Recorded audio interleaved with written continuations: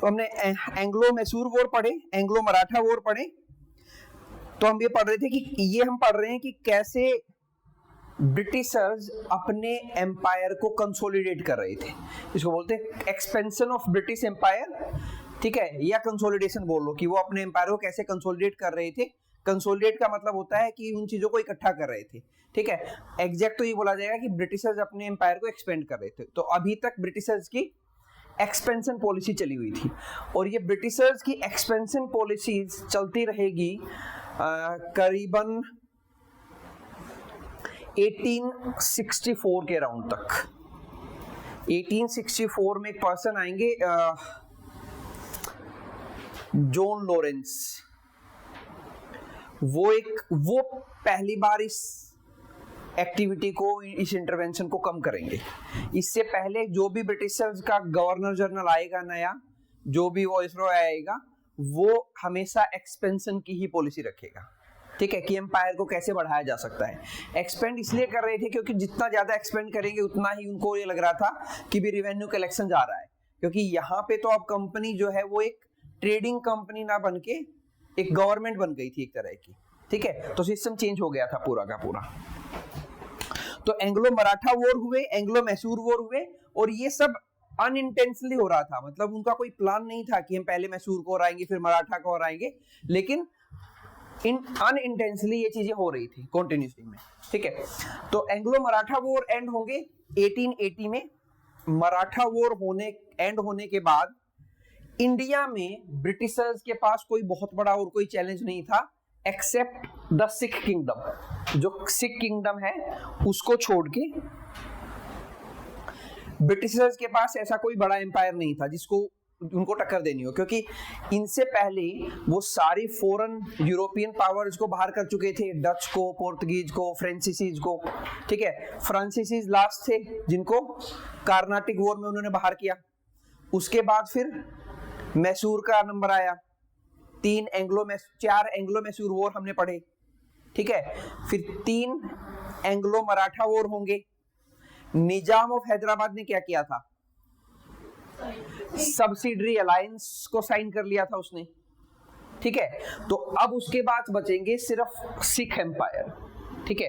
तो 3 Anglo Maratha war के बाद 2 एंग्लो सिख वॉर पढ़ेंगे हम, कि 2 एंग्लो सिख वॉर हुए।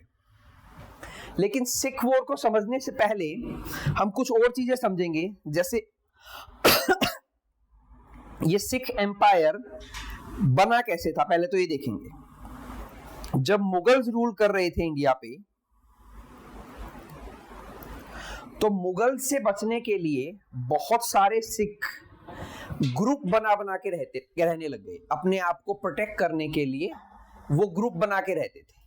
उन ग्रुप को बोलते थे micelles. These were the group of Sikh community. अलग अलग ग्रुप बना के वो रहते थे। तो ऐसे 12 मिसल्स उन्होंने बना रखे थे सिखों ने। अपनी रिक्वायरमेंट के हिसाब से हर एक पर्सन ने कोई ना कोई ग्रुप ज्वाइन कर रखा था, ठीक है। तो ये मतलब ग्रुप में इसलिए रहते थे ताकि कोई अटैक हो, अगर कोई भी ऐसी कोई प्रॉब्लम है तो वो उसको क्लियर कर पाए। तो ये जो मिसल्स थे, दीज वर लाइक, जो मराठाज में हमने कॉन्फेडरेसी स्टेट पढ़े ना, तो ऐसे ही आप समझो कि सिख एम्पायर धीरे धीरे 12 छोटे छोटे स्टेट्स में डिवाइडेड था, ठीक है। और वो अलग, उन मिसल्स के नाम थे अलग अलग, ठीक है। हमारे लिए वो, अगर आप हिस्ट्री ऑप्शनल पढ़ोगे तो वहां पे तो उनके नाम याद करने की क्या थे। तो इन मिसल्स में सबसे पावरफुल एक मिसल्स निकल के आई जिसको बोलते थे सुकर चाकिया मिसल।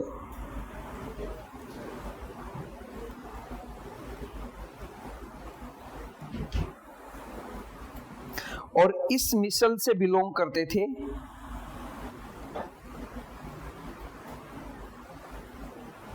महाराजा रंजीत सिंह, जिन्होंने सिख एम्पायर को कंसोलिडेट करके एक बड़ा एम्पायर बनाया।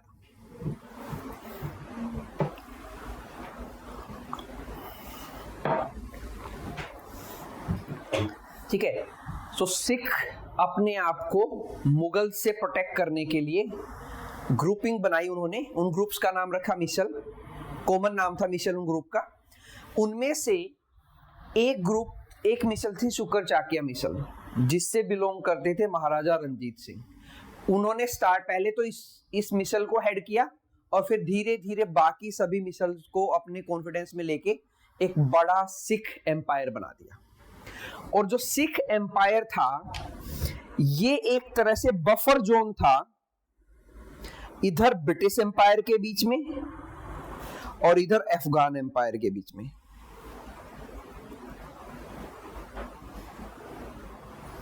इससे इधर अफगानिस्तान का एम्पायर था और इससे इधर जो था ब्रिटिशर्स का एम्पायर था। तो ये एक तरह से बीच में बफर जोन का काम कर रहा था, ठीक है।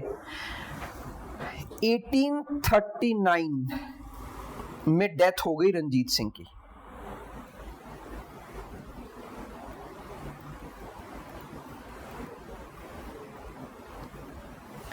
And he was having very cordial और friendly relationship with the Britishers. उसके ब्रिटिशर्स के साथ बहुत ही फ्रेंडली रिलेशनशिप थे। इवन उनके टाइम पे एक ट्रीटी हुई, इंडस नेविगेशन ट्रीटी 1832 में, याद रखना 1832 में उन्होंने एक फ्रेंडली ट्रीटी की ब्रिटिशर्स के साथ जिसको बोलते हैं Indus navigation treaty. So it was related to the navigation through Indus river, कि इंडस रिवर से नेविगेशन करता है तो ब्रिटिशर्स भी नेविगेट कर सकते हैं, ठीक है, और जो सिख हैं वो भी नेविगेट कर सकते हैं। और उन्होंने उस नेविगेशन के बेस पे ये भी डिसाइड किया कि जहां तक इंडस रिवर है वहां तक जो है वो सिख एम्पायर है। उसके बाद का जो एम्पायर है, यानी जो इंडस रिवर के जो ईस्ट में जो एम्पायर है वो ब्रिटिशर्स का है, और इंडस रिवर से जो वेस्ट में एम्पायर है वो किसका है, रंजीत सिंह का है। इंडस एक रिवर सिस्टम है इंडिया में जिसको आप ज्योग्राफी में पढ़ोगे। इनको इरेज कर दूं मैं, ये लिख लिया आपने। इंडस रिवर सिस्टम में, इंडस रिवर सिस्टम के अंदर 6 रिवर है, इंडस, झेलम, चिनाब, रावी, ब्यास और सतलुज। इंडस, झेलम, चिनाब, रावी, ब्यास और सतलुज, ये 6 रिवर आती हैं इंडस रिवर सिस्टम में, ठीक है, जिसमें से ये 5 रिवर से मिलके बना है पंजाब। पंजाब वहीं से वर्ड आया है, ठीक है। तो ये पूरा का पूरा इंडस रिवर सिस्टम महाराजा रंजीत सिंह के एम्पायर से होके जाता था, ठीक है। तो उन्होंने एक फ्रेंडली ट्रीटी की ब्रिटिशर्स के साथ जिसको बोलते हैं इंडस नेविगेशन ट्रीटी। ये उन्होंने की 1832 में, ठीक है। और इस टाइम पे इंडिया के गवर्नर जनरल ऑफ बंगाल थे लॉर्ड विलियम बेंटिंग, ठीक है। वो गवर्नर जनरल ऑफ क्या थे, बंगाल थे। अब आप लोगों को तो शायद याद नहीं होगा, लेकिन इससे नेक्स्ट ईयर में ही चार्टर एक्ट आया था, चार्टर एक्ट ऑफ 1833। मैंने लिखवाए थे आप लोगों को सारे के सारे, ठीक है। तो चार्टर एक्ट क्या आया था इसके बाद, 1833, और उसमें इस गवर्नर जनरल को बदल के क्या बना दिया था, गवर्नर जनरल ऑफ इंडिया बना दिया था। तो वो बनने वाले भी ये पहले पर्सन थे, ठीक है। उससे रिलेटेड इंफॉर्मेशन है इसलिए मैंने बता दिया, यहां उसका कोई यूज नहीं है। हमें बस इतना याद रखना है कि इंडस नेविगेशन ट्रीटी कब हुई, किनके बीच में हुई, ठीक है, सिख किंगडम और ब्रिटिश एम्पायर के बीच में हुई, लॉर्ड विलियम बेंटिंग और रंजीत सिंह के बीच में हुई। एक फ्रेंडली ट्रीटी थी जिसमें ये डिसाइड हुआ कि इंडस रिवर से जो ईस्ट वाला रीजन है वो ब्रिटिशर्स का है और वेस्ट में जो है वो सारा का सारा सिख एम्पायर है, ठीक है। नाउ ऐसी ही सेम लिख लिया, ये ऐसी ही सेम एक ट्रीटी हम और भी पढ़ेंगे बाद में, तो उसको मैं अभी बता देता हूं साथ में, ताकि आप कंफ्यूज ना करो उसमें। देखो, एक तो था इंडस नेविगेशन ट्रीटी 1832 की, एक हम पढ़ेंगे इंडस वाटर ट्रीटी।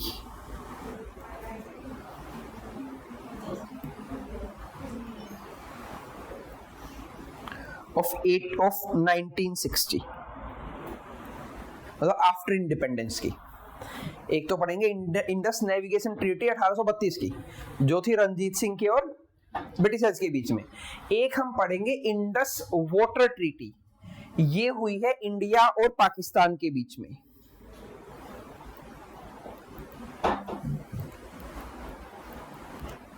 ठीक है, इंडिया की तरफ से जवाहरलाल नेहरू और पाकिस्तान की तरफ से थे अयूब खान, उनके प्रेसिडेंट। ये ट्रीटी के अकॉर्डिंग इंडस, झेलम और चिनाब, इन 3 रिवर का पानी एग्रीकल्चर पर्पज के लिए यूज करेगा पाकिस्तान, और जो नीचे वाली 3 रिवर हैं इनका एग्रीकल्चर यूज के लिए वाटर यूज करेगा इंडिया। इसको बोलते हैं इंडस वाटर ट्रीटी ऑफ 1960। ठीक है, जवाहरलाल नेहरू और अयूब खान। इस ट्रीटी में मीडिएटर थे वर्ल्ड बैंक नाम की एक ऑर्गेनाइजेशन, इस ट्रीटी को करवाने के लिए मीडिएटर थी, बिचौलिए का काम किया था उसने। ये सब क्वेश्चंस पूछे हुए हैं कि who is the mediator in Indus water treaty, Indus water treaty कौन से ईयर में हुई, इंडस वाटर ट्रीटी में इनको बोलते हैं वेस्ट फ्लोइंग इंडस रिवर, ये है ईस्ट, इनको नॉर्मली बोलते हैं ईस्ट और वेस्ट करके। ये ईस्टर्न इंडस रिवर, ये वेस्टर्न इंडस रिवर। तो वेस्टर्न इंडस रिवर का वाटर यूज करेगा पाकिस्तान और ईस्टर्न का यूज करेगा इंडिया। ठीक है, तो ये 2 ट्रीटी हम इंडस पे पढ़ेंगे, जिनका मेन मैंने बता दिया कि दोनों में क्या क्या हुआ। ठीक है, नाउ दोबारा से सिख किंगडम पे आ जाते हैं। सो 1839 में डेथ हुई किसकी? रंजीत सिंह की। और रंजीत सिंह के काफी कोर्डियल, काफी फ्रेंडली रिलेशनशिप थे ब्रिटिश एम्पायर के साथ, कभी कोई डिस्प्यूट नहीं हुआ। लेकिन हम ये पूरे की पूरी हिस्ट्री में ऐसे ही पढ़ेंगे कि जब कोई एक स्ट्रॉन्ग किंग की डेथ होगी तो हमेशा सक्सेशन के वॉर होंगे कि उस एम्पायर का नया किंग कौन होगा। सेम हमने मुगल्स के केस में पढ़ेंगे कि औरंगजेब की डेथ के बाद सक्सेशन वॉर होंगे कि कौन सक्सेशन में बनेगा। सेम मराठास में भी हम देखेंगे ये चीज कि शिवाजी की डेथ के बाद मराठा एम्पायर कंसोलिडेट नहीं कर पाएगा, वो ब्रेक हो जाएगा। तो सेम केस यहाँ पे था। अब यहाँ पे अलग अलग दावेदार थे कि कौन रूल करेगा। उनमें से सबसे मेन थे रंजीत सिंह के बेटे दुलीप सिंह। तो दुलीप सिंह जो है उनको कमान मिली सिख एम्पायर की after that of Ranjit Singh. लेकिन दुलीप सिंह ब्रिटिशर्स के साथ बहुत कोर्डियल रिलेशनशिप बना के नहीं रख पाए। उसका रीजन था कि उनकी जो एम्पायर था उसमें बहुत सारे लोग ऐसे थे जो उनको ब्रिटिशर्स के अगेंस्ट में कॉन्स्पिरेसी करते रहते कि ब्रिटिशर्स आपके भले नहीं कर रहे, ये आपको ओवरटेक कर लेंगे, जैसे मराठा एम्पायर को किया है, मैसूर एम्पायर को किया है, तो आपको भी कर लेंगे। तो वो कोर्डियल रिलेशनशिप नहीं बना के रख पाया। उसका रीजन हुआ first Anglo Sikh war of 1845 to 1846। 1 साल चला, फर्स्ट एंग्लो सिख वॉर हुआ। इस एंग्लो सिख वॉर में दुलीप सिंह हार गए तो ट्रीटी हुई, ट्रीटी ऑफ लाहौर। ठीक है, ब्रिटिशर्स की तरफ से थे लॉर्ड हार्डिंग 1। ट्रीटी में यह बात रखी गई कि सिख एम्पायर एक ब्रिटिश रेजिडेंट को अपनी कोर्ट में रखेगा।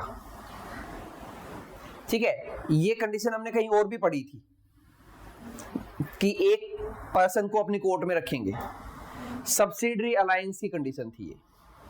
सब्सिडरी अलायंस जो लॉर्ड रिचर्ड वेलेस्ली लेके आए थे, उसमें कंडीशन ये होती थी कि जो भी किंगडम सब्सिडरी अलायंस को मानेगा वो अपनी कोर्ट में एक ब्रिटिश रेजिडेंट को रखेगा।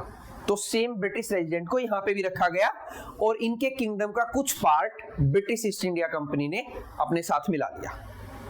ठीक है, तो वॉर हो गया, एक वॉर ओवर हो गया। इसके बाद क्या हुआ, जो ब्रिटिश रेजिडेंट था और ब्रिटिशर्स ने ये मान लिया कि जो किंग है वो दुलीप सिंह ही है, किंग सिख एम्पायर का, ये उन्होंने एक्सेप्ट कर लिया। इससे पहले काफी सारे अलग अलग पर्सन थे जो अपने आप को किंग क्लेम करते थे, क्योंकि मैंने बताया था आप लोगों को अलग अलग मिसल्स से बना था, तो ऑब्वियस है रंजीत सिंह ने उन मिसल्स को एक किया, लेकिन बाद में वो फिर ब्रेक डाउन हो गए उनके जाते ही। ठीक है, तो सेकंड एंग्लो सिख वॉर होने का रीजन ये था कि जो ब्रिटिश रेजिडेंट वहां पे उनकी कोर्ट में था, उसने कंप्लेन की कि मेरे साथ यहाँ पे मिसबिहेवियर हो रहा है, मुझे अच्छे से ट्रीट नहीं किया जा रहा। दैट मीन्स कि ना तो मेरे साथ ट्रीटमेंट अच्छा हो रहा है और ना ही मुझे कोर्ट में क्या हो रहा है क्या नहीं हो रहा है उसकी खबर मिलती है। मतलब उसका कहना था ब्रिटिशर्स के अगेंस्ट में कॉन्स्पिरेसी यहाँ पे चलती रहती है।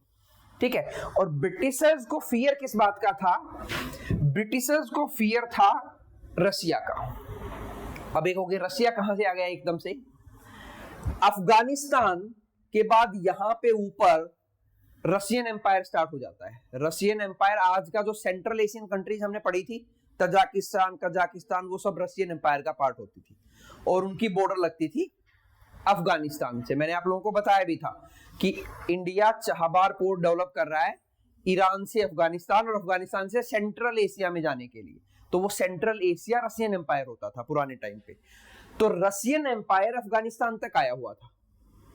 ठीक है, और इधर ब्रिटिशर्स अपना एम्पायर फैला रहे थे, तो बीच में दो ही जोन बचे थे, अफगान और सिख एम्पायर। ये दोनों नहीं होते तो आमना सामना होता उधर से रशियन एम्पायर का, इधर से ब्रिटिश ईस्ट इंडिया कंपनी का। तो British East India company, Russian empire उस टाइम पे ज्यादा क्रूअल एम्पायर था, ज्यादा पावरफुल एम्पायर था रशियन एम्पायर। हालांकि हम उसको इतना नहीं पढ़ेंगे, लेकिन ब्रिटिशर्स को ये डर था कि अफगानिस्तान और सिख एम्पायर को क्रॉस करके ब्रिटिशर्स इंडिया आ सकते हैं, तो इसलिए वो इस वाले फ्रंट को हमेशा प्रोटेक्ट करके रखना चाहते थे। ये मैंने पहले भी बताया था कि इंडिया में जितनी बार इन्वेजन होंगे वो नॉर्थ वेस्ट फ्रंटियर से होंगे। ठीक है, और जो अफगानिस्तान में दोस्त मोहम्मद खान नाम का एक किंग था, वो बहुत फ्रेंडली था रसिया के साथ। ठीक है, तो बीच में सिर्फ एक ही बफर जोन बच गया था, मतलब रशिया का आना जाना अफगानिस्तान तक तो था ही, क्योंकि वो फ्रेंडली था वहां का किंग। तो ब्रिटिशर्स को ये डर था कि अगर ये भी इनके साथ जा मिला तो फिर हम लोगों को रशियन एम्पायर से कोई नहीं बचा पाएगा, because Russian empire was much more powerful. तो इसके लिए ये सेकंड, उनको जब पता लगा कि अंदर अंदर कॉन्स्पिरेसी चल रही है, तो उनको लगा कि ऐसा ना हो कि ये लोग रशियंस की हेल्प ले, just like Mysore kingdom France की हेल्प लेता था। ठीक है, तो इन्होंने सेकंड बैटल स्टार्ट कर दी एंग्लो सिख के साथ कि हम इससे पहले कि ये कॉन्स्पिरेसी करें, हम इनको अपने में ही मिला लेते हैं। ठीक है, तो सेकंड वॉर स्टार्ट हुआ, एनेक्सेशन ऑफ पंजाब हुआ। लॉर्ड डलहौजी उस टाइम पे इंडिया का गवर्नर जनरल था। ठीक है, लॉर्ड डलहौजी एक तरह से second last governor general of India था, लॉर्ड डलहौजी। ठीक है, इनके बाद इनकी जो पॉलिसीज खत्म होके जब लॉर्ड कैनिंग आएंगे, वो last governor general of India होंगे, फिर उसको वाइसराय में बदल दिया जाएगा। ठीक है, तो एनेक्सेशन ऑफ पंजाब किया, सेकंड एंग्लो सिख वॉर हुआ। रीजन क्या था कि कॉन्स्पिरेसी का फियर था कि वो रशियन और अफगान एम्पायर के साथ मिलकर कॉन्स्पिरेसी ना कर रहे हो, और जो ब्रिटिश रेजिडेंट था उनकी कोर्ट में, उसने अपना संदेशा भिजवाया कि मिसट्रीटमेंट हो रहा है मेरे साथ। ठीक है, तो इस वजह से एंग्लो सिख वॉर हुआ सेकंड। और सेकंड एंग्लो सिख वॉर के बाद लॉर्ड डलहौजी ने सिख एम्पायर को अपने अंदर मिला लिया। अब इंडिया में कोई एम्पायर नहीं बचा था जिसको ब्रिटिशर्स अपने अंदर मिला सकते थे। मैसूर ले लिया, मराठा ले लिया, जो बचे थे उन्होंने सब्सिडरी अलायंस को एक्सेप्ट कर लिया। ठीक है, और ये लास्ट एम्पायर था सिख एम्पायर, इसको भी उन्होंने मिला लिया। ठीक है, नाउ इसके बाद सिर्फ एक तरह से अगर हम देखेंगे तो अभी भी इंडिया में सिंबॉलिकली तो मुगल्स का ही रूल चल रहा था, ब्रिटिशर्स ये सब कुछ कर रहे थे। मुगल्स रूल एंड होगा इंडिया में 1857 की बैटल के बाद, जब लास्ट मुगल एम्परर बहादुर शाह जफर को इंडिया से बाहर रंगून भेज देंगे, ब्रिटिशर्स उनको रंगून की जेल में भेज देंगे, ठीक है। तो वहां पे इंडिया में मुगल्स रूल का ऑफिशियली एंड हो जाएगा, लेकिन अब तक सिंबॉलिकली मुगल्स का ही रूल चल रहा था, ब्रिटिशर्स तो एक कंपनी थे, ठीक है, लेकिन इनडायरेक्टली रूल वही कर रहे थे। तो इन्होंने इंडिया के जितने भी किंगडम्स थे छोटे छोटे उन सबको मिला लिया था। अब बारी थी इंडिया से बाहर निकलने की। इंडिया से बाहर निकलने मतलब नेपाल, भूटान, म्यांमार और अफगानिस्तान, क्योंकि ये थे सारे के सारे इंडिया से नेबरिंग स्टेट्स, नेबरिंग कंट्री बोल लो, नेबरिंग किंगडम बोल लो उस टाइम पे, ठीक है। तो यहां तक ब्रिटिशर्स ने जो अभी हम आज का इंडिया मान रहे हैं, तो वो वाले सारे एम्पायर को अपने अंदर ले लिया था। इसके बाद फॉरेन उनको पढ़ेंगे, उससे पहले हम तीन चीज और पढ़ेंगे। British paramountcy in action. Paramountcy होता है कि ब्रिटिश अपने आप को सुप्रीम करना चाहते थे। वो सुप्रीम करने की शुरुआत में उन्होंने कुछ पॉलिसी चलाई, जिनमें से एक पॉलिसी थी policy of ring fence. Ring fence की पॉलिसी चलाई थी वॉरेन हास्टिंग ने 1765 में। इस रिंग फेंस की पॉलिसी में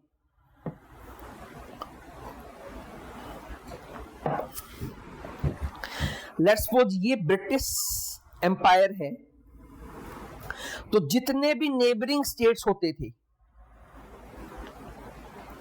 उन नेबरिंग स्टेट्स को ब्रिटिशर्स अपने साथ मिला के चलते थे या उनको प्रोटेक्ट करके चलते थे, ताकि उनके बीच में और एनिमी के बीच में एक बफर जोन रहे। ऐसा ना हो कि रातों रात पता लगे कि साइड वाली स्टेट ने अटैक कर दिया, ठीक है। तो ये एक तरह का बफर जोन था जिसको बोलते थे policy of ring fence. Ring की तरह एक दीवार बना लेते थे, अपने आसपास के सभी किंगडम्स को अपने साथ मिला के कॉन्फिडेंस में लेके चलते थे, ताकि ऐसा ना हो कि ये लोग हम पे अटैक कर दें, ठीक है। तो इसको बोल देते थे पॉलिसी ऑफ रिंग फेंस। अभी सिर्फ आप समझ लो और ये याद कर लो कि ये पॉलिसी ऑफ रिंग फेंस किसकी थी? वॉरेन हास्टिंग की। कब चलाई? 1765 में। It was the part of British paramountcy या ब्रिटिश एक्सपेंशनिस्ट पॉलिसी का ये पार्ट थी, ठीक है। उसके बाद दूसरी चलाई सब्सिडरी अलायंस लॉर्ड वेलेस्ली ने 1798 में, ठीक है। सब्सिडरी अलायंस में क्या था कि आप ब्रिटिशर्स की सुजेरेनिटी एक्सेप्ट कर लो। सुजेरेनिटी मतलब उनकी डोमिनेंस,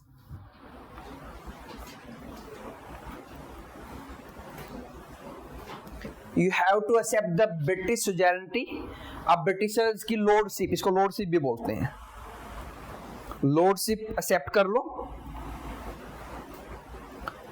और आप ब्रिटिशर्स के साथ में आ जाओ। सब्सिडरी अलायंस में मैंने टर्म एंड कंडीशन बताई दी थी आप लोगों को, बाकी हम बाद में डिटेल में पढ़ेंगे कि आप आर्मी नहीं रख सकते, आपको अपनी आर्मी को डिसबैंडन करना पड़ेगा।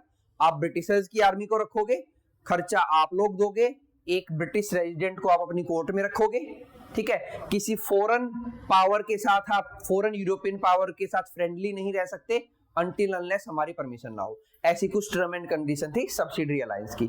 तो मैंने बताया था इसको साइन करने वाला पहला कौन था? निजाम ऑफ हैदराबाद। लेकिन एक्सेप्ट करने की हाँ भरी थी अवध के नवाब ने, लेकिन साइन किया था निजाम ऑफ हैदराबाद। उसके बाद बहुत छोटे छोटे किंगडम्स ने, सबने ही इसको एक्सेप्ट कर लिया, क्योंकि ब्रिटिशर्स जब जिन्होंने देखा कि मुगल्स नहीं, मैसूर किंगडम उनके साथ नहीं टकरा पाया, मराठा नहीं टकरा पाए, तो हम लोग कैसे टकराएंगे, ठीक है। तो उन्होंने एक्सेप्ट कर ली सब्सिडरी अलायंस। देन उसके बाद आया लॉर्ड डलहौजी का doctrine of lapse. Doctrine of lapse था लीगल एयर के ऊपर। अगर आपका कोई लीगल वारिस नहीं है, वो भी पर्टिकुलरली सन, तो उस केस में उस किंगडम को ब्रिटिश किंगडम में मिला लिया जाएगा। This was the policy of doctrine of lapse by Lord Dalhousie in 1848 में उन्होंने ये पॉलिसी चलाई। लॉर्ड डलहौजी, जिनको बोला जाता है maker of modern India, he is known as the maker of modern India, क्योंकि इन्होंने रेल चलाई इंडिया में, ट्रेन चलाई, टेलीग्राफ चलाया इंडिया में, ठीक है, पोस्टल डिपार्टमेंट बनवाया इंडिया में, ये चीजें पढ़ेंगे हम। इन्होंने बहुत कुछ किया इंडिया को मॉडर्न बनाने के लिए, हालांकि वो सब ब्रिटिशर्स के अपने बेनिफिट के लिए था, लेकिन उससे इंडिया मॉडर्न बना, ठीक है। तो इनको बोला जाता है maker of modern India, Lord Dalhousie को। इनकी पॉलिसी थी कि लीगल हेयर नहीं है, अगर वारिस नहीं है, अगर बेटा नहीं है वारिस, बेटी बेशक हो, अगर लीगल हेयर कोई सन नहीं है तो उस केस में उसके किंगडम को अपने किंगडम में ब्रिटिशर्स मिला लेंगे। और यही इसी पॉलिसी की वजह से जो 1857 का जो वॉर ऑफ इंडिपेंडेंस था वो फोर्ट किया गया था। जो लक्ष्मीबाई थी, उनका बेटा नहीं था, और उन्होंने एक पर्सन है उसको, एक लड़का है जो उसको गोद लिया, और वो ब्रिटिशर्स को मान्य नहीं था वो बात, ठीक है। तो वहां से वो वाली सिचुएशन यहां से स्टार्ट होगी, ठीक है। देन इसके बाद एक पर्सन आए, जॉन लॉरेंस।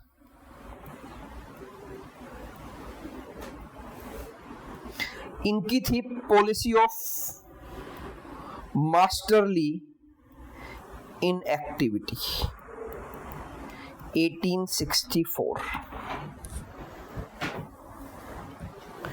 अब ये क्या थी पॉलिसी ऑफ मास्टरली इनएक्टिविटी? देखो, यहां तक तो एम्पायर एक्सपेंड हो रहा था, लेकिन 1858 में क्या हुआ? First war of independence.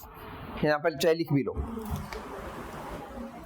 यहां पे के बाद 1857 में, ठीक है, फर्स्ट वॉर ऑफ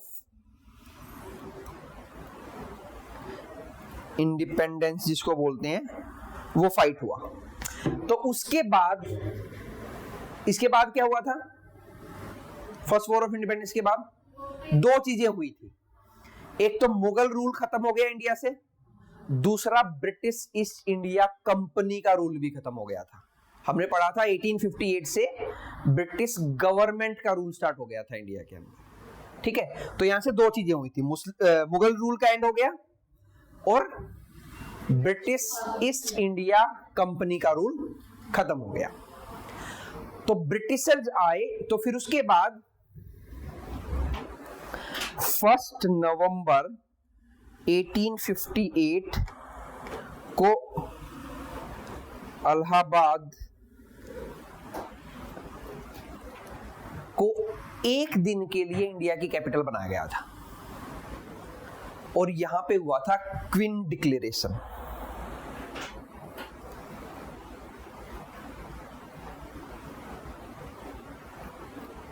इससे पहले कैपिटल थी कलकत्ता, तो और दिल्ली शिफ्ट होगी 1911 में परमानेंट, ठीक है। तो इस एक दिन के लिए, क्योंकि इस एक दिन ब्रिटिश क्वीन इंडिया आई थी, उन्होंने अनाउंस किया था कि अब तक जो रूल कर रहे थे वो थे ब्रिटिश ईस्ट इंडिया कंपनी, अब रूल करेंगे हम, और हम वैसा रूल नहीं करेंगे जैसा ब्रिटिश ईस्ट इंडिया कंपनी कर रही थी। हम लोग इंडिया की डेवलपमेंट के लिए काम करेंगे, आप लोगों को साथ लेके चलेंगे। तो ब्रिटिशर्स ने अपनी पॉलिसी में चेंज किया, जो उनकी एक्सपेंशन की पॉलिसी थी उसको स्टॉप किया, और नई पॉलिसी आई मास्टरली इनएक्टिविटी। कोई एक्टिविटी नहीं करनी, जो कर रहा है किंगडम उसको करने दो, हम लोग किसी के इंटरनल अफेयर में डिस्टर्ब नहीं करेंगे, ना ही इंटरफेरेंस करेंगे, यानी नॉन इंटरफेरेंस की पॉलिसी हो गई। हम लोग इनएक्टिव रहेंगे, हम एक्सपेंशन नहीं करेंगे फर्दर, ठीक है। तो ये आ गई पॉलिसी ऑफ मास्टरली इनएक्टिविटी, किसकी? जॉन लॉरेंस की 1864 में, ठीक है। लेकिन धीरे धीरे फिर ब्रिटिश गवर्नमेंट को समझ में आ गया कि ऐसा तो नहीं काम चलेगा, और इसके बाद फिर आए लॉर्ड लिटन, और लॉर्ड लिटन की पॉलिसी थी फॉरवर्ड पॉलिसी, और पॉलिसी ऑफ प्राउड रिजर्व।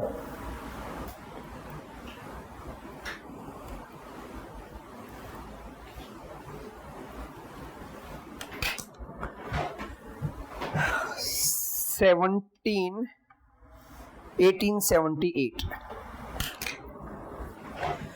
ये फॉरवर्ड पॉलिसी क्या बोल रही थी कि जो अब तक हम इंटरवेंशन नहीं कर रहे थे मास्टरली इनएक्टिविटी की वजह से, अब हम लोग आगे बढ़ेंगे, फॉरवर्ड होंगे और ज्यादा एक्सपेंशन करेंगे। तो दोबारा से बोल लो या बोल लो कि ब्रिटिश गवर्नमेंट ने तो पहली बार एक्सपेंशन स्टार्ट किया। अब तक तो एक्सपेंशन कौन कर रहा था? कंपनी कर रही थी। अब किया ब्रिटिशर्स ने एक्सपेंशन, तो यहां से ब्रिटिशर्स का एक्सपेंशन स्टार्ट हुआ। ठीक है, लॉर्ड लिटन वाइसराय बनेंगे, ठीक है, और वो फॉरवर्ड पॉलिसी बनाएंगे, policy of proud reserve. Proud reserve का मतलब ये था उनका कि मुझे साइंटिफिक क्लियरिटी चाहिए बॉर्डर के ऊपर। साइंटिफिक क्लियरिटी का मतलब है कि ऐसा नहीं होना चाहिए कि मुझे एग्जैक्ट क्लियरिटी चाहिए कि साइड वाला जो किंगडम वो हमारा फ्रेंडली है तो सही है, अगर थोड़ी सी भी एम्बिग्यूटी है, हमें लग रहा है कि हमारा फ्रेंडली नहीं, उसको टेक ओवर कर लो। मतलब क्लियरिटी चाहिए बिल्कुल, ऐसा नहीं कि भी अच्छा ये 4 किंगडम है हमारे आसपास, ये हमारे फ्रेंड हैं, कभी हमें लगता है कि हमारे अगेंस्ट कॉन्स्पिरेसी कर रहे हैं, नहीं। प्राउड रिजर्व का मतलब है कि कुछ ऐसा जिसको रख के हम प्राउड फील करें कि हाँ ठीक है ये हमारे फ्रेंड हैं, तो ये हमारे साथ गलत नहीं करेंगे। तो उस पर्सन को बिल्कुल साइंटिफिक क्लियरिटी चाहिए थी बॉर्डर लाइन पे, कि जो भी ब्रिटिश एम्पायर का बॉर्डर है वहां उसको क्लियरिटी चाहिए, और उसको क्लियरिटी नहीं मिल रही थी अफगान साइड में, तो उसे बोला अफगान को अंडर कर लो। तो उन्होंने अफगान को अपने अंडर में ला लिया था। हम पढ़ेंगे एंग्लो अफगान वॉर पढ़ेंगे, तो सेकंड एंग्लो अफगान वॉर हुआ था इनके टाइम पे, और उन्होंने अफगानिस्तान को अपने अंडर में ला लिया था। ठीक है, तो ये ब्रिटिश एक्सपेंशन की कुछ पॉलिसीज हैं। Ring fence, Warren Hastings, subsidiary alliance, Richard Wellesley, lapse, Dalhousie, John Lawrence masterly inactivity, और लॉर्ड लिटन की फॉरवर्ड पॉलिसी और पॉलिसी ऑफ प्राउड रिजर्व्स। ये सब पॉलिसीज ब्रिटिश एम्पायर के एक्सपेंशन के लिए थी। अगर मैं एक टर्म में इनको बोलूं तो पहली कुछ ब्रिटिश ईस्ट इंडिया कंपनी के एक्सपेंशन के लिए थी, फिर एक नॉन इंटरफेरेंस की पॉलिसी आई, बीच में भी और भी आई थी नॉन इंटरफेरेंस की पॉलिसी, लेकिन बहुत कम थी। ठीक है, और उसके बाद फिर लॉर्ड लिटन की फाइनल पॉलिसी आई कि हम फॉरवर्ड मूव करेंगे, पॉलिसी ऑफ फॉरवर्ड पॉलिसी या policy of proud reserves. Clear? ठीक है, अब ये वाला हमने पहले पढ़ लिया था कि कौन गवर्नर, ये पोस्ट अलग अलग जो थी। ठीक है, वैसे मैं बता दूं यहाँ पे गवर्नर ऑफ बंगाल कब तक थी पोस्ट, मतलब गवर्नर ऑफ बंगाल से गवर्नर जनरल ऑफ बंगाल कब बने? Regulating act 1773, governor general of Bengal से governor general of India charter act 1833, governor general of India से वाइसरॉय ऑफ इंडिया कब बने? Government of India act 1858। ठीक है, और वाइसराय से दोबारा से governor general of India Indian independence act 1947। ठीक है, ये अलग अलग पोजीशन थी। अब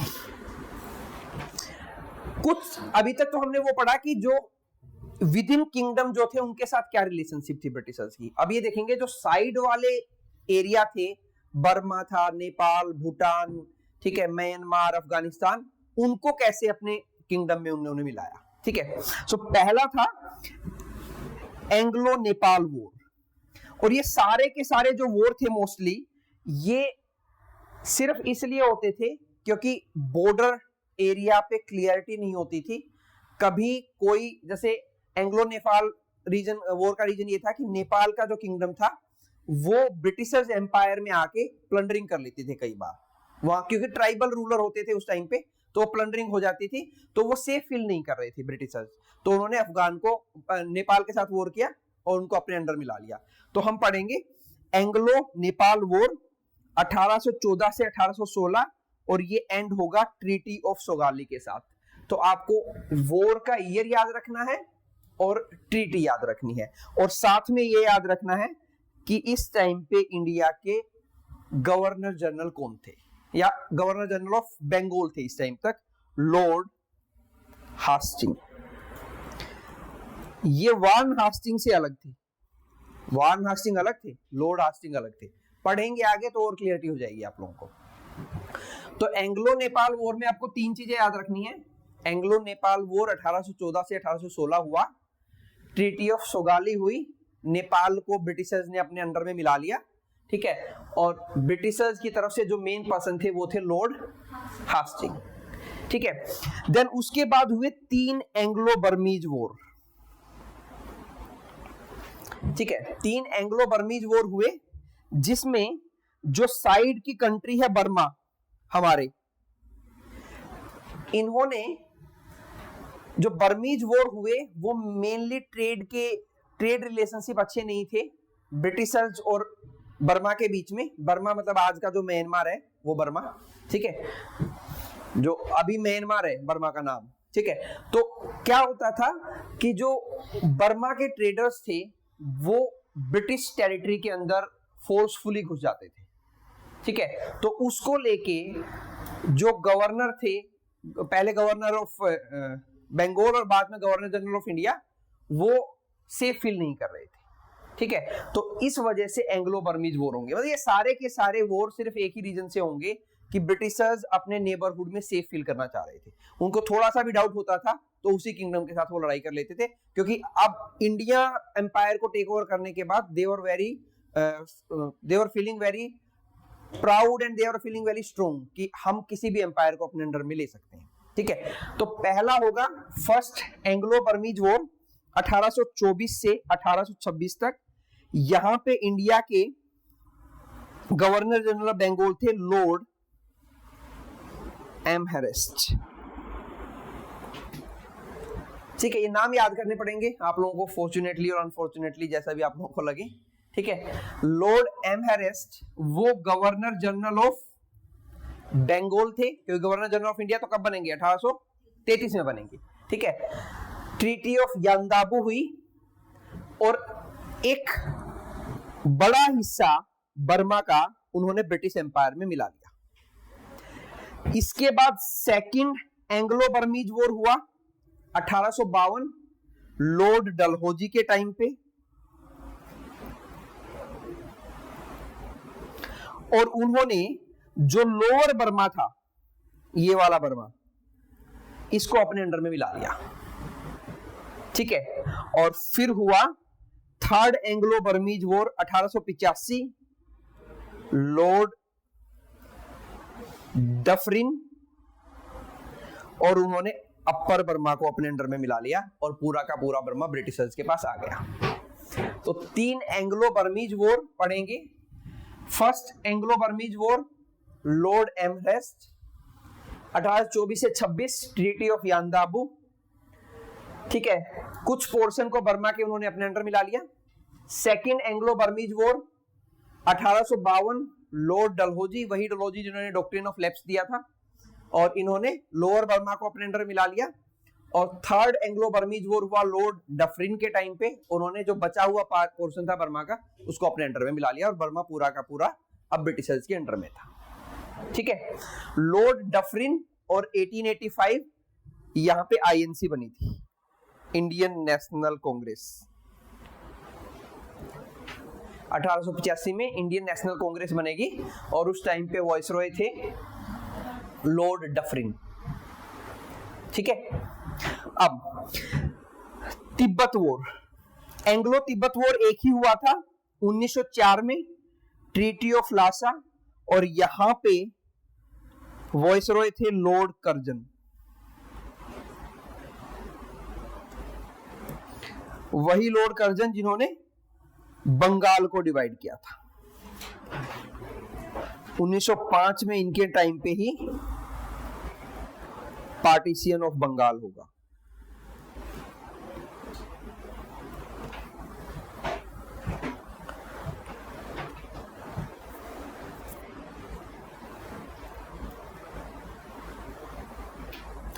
इन वॉर को हमें ज्यादा डिटेल में वैसे भी नहीं पढ़ना, क्योंकि ये आउटसाइड इंडिया वॉर है, तो हम इनको बहुत डिटेल में नहीं पढ़ेंगे।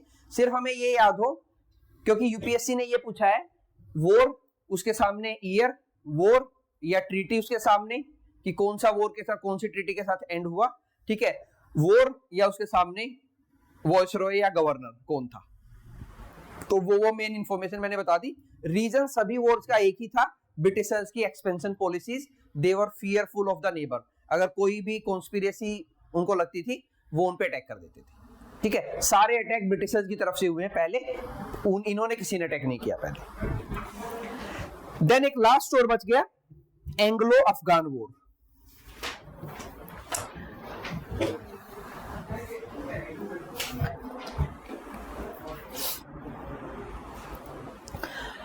ये फॉरवर्ड पॉलिसी दोनों की थी, ऑकलैंड की भी थी और लॉर्ड लिटन की भी थी, मतलब आगे बढ़ने की पॉलिसी को फॉरवर्ड पॉलिसी बोलते थे वो, ठीक है। तो फॉरवर्ड पॉलिसी एंग्लो अफगान का मेन रीजन था रसिया का फियर, कि रसिया इन्वेड ना करे।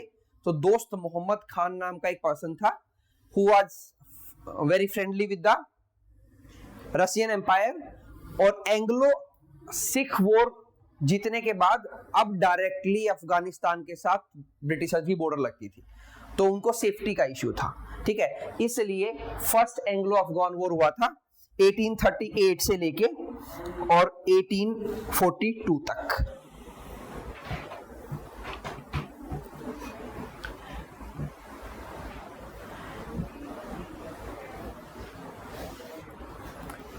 वो जो इस टाइम पे गवर्नर जनरल थे इंडिया के, वो लॉर्ड ऑकलैंड थे, तो लॉर्ड ऑकलैंड के टाइम पे हुआ था, ठीक है। उसके बाद सेकंड एंग्लो अफगान वॉर हुआ 1870 से 1880 तक, और ट्रीटी ऑफ गैंडामेक के साथ वो ओवर हुआ, ठीक है। और उन्होंने अफगानिस्तान को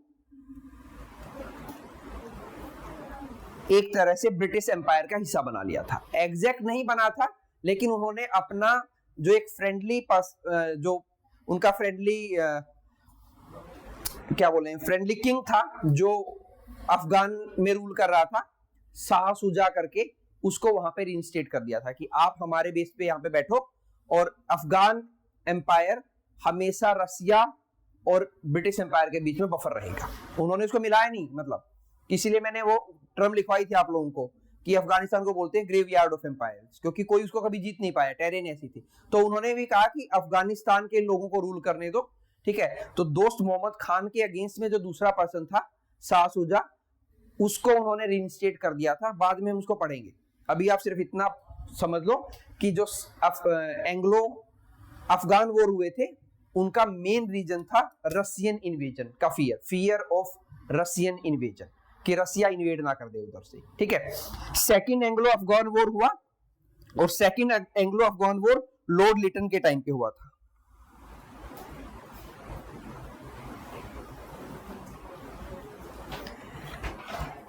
और लेटर ऑन ड्यूरेंट एग्रीमेंट बना 1893 में, और ड्यूरेंट एग्रीमेंट से ड्यूरेंट लाइन आई। Durand line is a line between India and Afghanistan.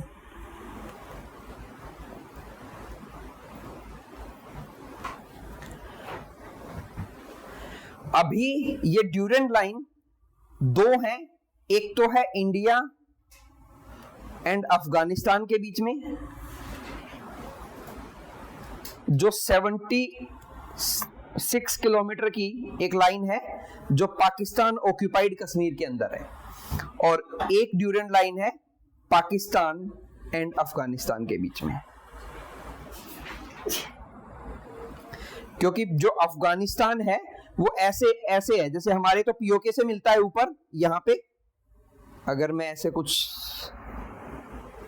Draw करूं कश्मीर, तो यहाँ पे ये अफगानिस्तान ऐसे है, और यहाँ पीओके से मिलता है, और बाकी ये पाकिस्तान है, ये अफगानिस्तान, ठीक है। और यहाँ पीओके में मिलता है ये, लेकिन पीओके का ये वाला हिस्सा ऑलरेडी पाकिस्तान के पास है, ये वाला हिस्सा ऑलरेडी पाकिस्तान के पास है, तो इसलिए ड्यूरेंट लाइन अभी फिलहाल किसके अंडर में आती है? पाकिस्तान और अफगानिस्तान के बीच में। मैं दोबारा ड्रॉ कर देता हूं।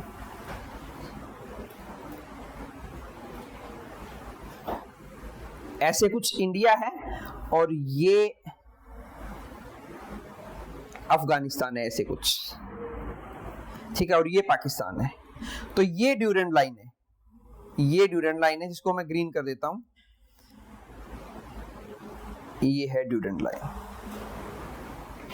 तो एक ड्यूरेंट लाइन का एक छोटा सा हिस्सा इंडिया के साथ भी लगता है अफगानिस्तान का, लेकिन क्योंकि ये हिस्से को पीओके बोलते हैं, पाकिस्तान ऑक्यूपाइड कश्मीर, ठीक है, ये वाला हिस्से को, तो रियलिटी में अभी अफगानिस्तान से हमारा कोई बॉर्डर नहीं लगता, लेकिन अगर पीओके हमारा हिस्सा है तो फिर एक 76 किलोमीटर का बाउंड्री लाइन हमारा डायरेक्टली अफगानिस्तान के साथ लगता है, जिसको ड्यूरेंट लाइन बोलते हैं। तो ये ड्यूरेंट लाइन ड्रॉ की थी ब्रिटिशर्स ने अफगानिस्तान को एक बफर जोन बनाने के लिए रशियन एम्पायर और ब्रिटिश एम्पायर के बीच में। ठीक है, देन इसके बाद से अब हम अगली क्लासेस से इन एक एक गवर्नर जनरल्स और वाइसराइज को पढ़ेंगे एक एक करके कि एक एक ने क्या क्या इंपॉर्टेंट काम किए थे। ठीक है, मैं थोड़ा सा रिवाइज करता हूं जो आज हमने पढ़ा। एंग्लो सिख वॉर से स्टार्ट किया था। ठीक है, एंग्लो सिख वॉर को होने का मेन रीजन था पहले तो रंजीत सिंह की डेथ, अनसर्टेनिटी, ठीक है, और अलग अलग पावर सेंटर क्रिएट हो रहे थे सिख एम्पायर में, जिसकी वजह से ब्रिटिशर्स और सिख एम्पायर के बीच में जो फ्रेंडली रिलेशन थे वो सही नहीं थे। तो दुलीप सिंह जो नेक्स्ट सक्सेसर था रंजीत सिंह का, उसकी फाइट हुई और इन्होंने पंजाब का कुछ हिस्सा ले लिया फर्स्ट एंग्लो सिख वॉर में ट्रीटी ऑफ लाहौर के साथ। ठीक है, और ब्रिटिश के उस टाइम पे गवर्नर थे लॉर्ड हास्टिंग। देन एक ब्रिटिश रेजिडेंट को लाहौर में छोड़ दिया। लाहौर उस टाइम पे पंजाब की कैपिटल होता था, लेकिन उसने बार बार ये बताया कि I am not feeling safe, और यहाँ पे ये आपके साथ कॉन्स्पिरेसी कर रहे हैं। कॉन्स्पिरेसी को ब्रिटिशर्स का फियर था रशियन एम्पायर का, कि कहीं पंजाब एम्पायर और अफगान एम्पायर रशियन एम्पायर के साथ मिलके हम पे अटैक ना कर दे। ठीक है, तो इसलिए सेकंड एंग्लो सिख वॉर हुआ और उन्होंने सिख एम्पायर को अपने अंडर में मिला लिया। ठीक है, देन उसके बाद मैंने कुछ ब्रिटिश पैरामाउंटसी पॉलिसी बताई। पैरामाउंटसी का मतलब वही लॉर्डशिप, कि वी आर द सुप्रीम। उसके लिए उन्होंने क्या क्या पॉलिसी चलाई। Policy of ring fence, subsidiary alliance, doctrine of lapse, for masterly inactivity, Lord Lytton और ऑकलैंड की फॉरवर्ड पॉलिसी और policy of proud reserves.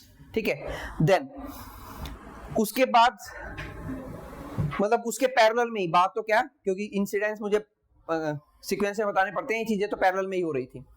Anglo Nepal war हुआ, ट्रीटी ऑफ सोगाली के साथ एंड हुआ। लॉर्ड हास्टिंग उस टाइम पे गवर्नर जनरल थे। देन 3 एंग्लो बर्मीज वॉर हुए। फर्स्ट एंग्लो बर्मीज वॉर के साथ treaty of Yandabo. Second Anglo Burmese war में उन्होंने क्या किया था, लोअर बर्मा को अपने अंडर में मिला लिया, और थर्ड में अपर बर्मा को अपने अंडर में मिला लिया था। थर्ड हुआ था लॉर्ड डफरिन के टाइम पे, और लॉर्ड डफरिन के टाइम पे, और लॉर्ड डफरिन के टाइम पे ही क्या बनी थी, आईएनसी बनी थी, Indian national Congress.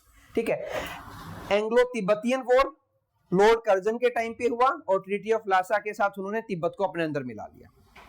Then Afghan को लेके वो हमेशा ही अनसर्टेन थे रशियन इन्वेजन की वजह से, तो उनको लगा कि भाई रशियन इन्वेड कर सकते हैं, तो उन्होंने अफगान पे वॉर किया और वहां पे अपना जो पर्सन था उसको रिइंस्टेट किया और ड्यूरेंट लाइन वहां पे ड्रॉ कर दी।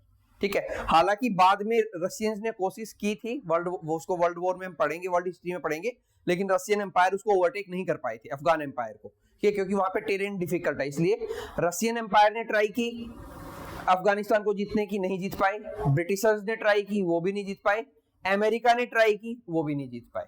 ठीक है, इसलिए उसको ग्रेवयार्ड ऑफ एम्पायर बोला जाता है। ठीक है, तो 2 एंग्लो अफगान वॉर हुए, पहला ऑकलैंड के टाइम पे और दूसरा लिटन के टाइम पे, और सेकंड एंग्लो अफगान वॉर के बाद उन्होंने अपने एक रिलायबल पर्सन को वहां का किंग बना के छोड़ दिया और उसको एक बफर जोन क्रिएट कर दिया रशियन एम्पायर और ब्रिटिश एम्पायर के बीच में। ठीक है।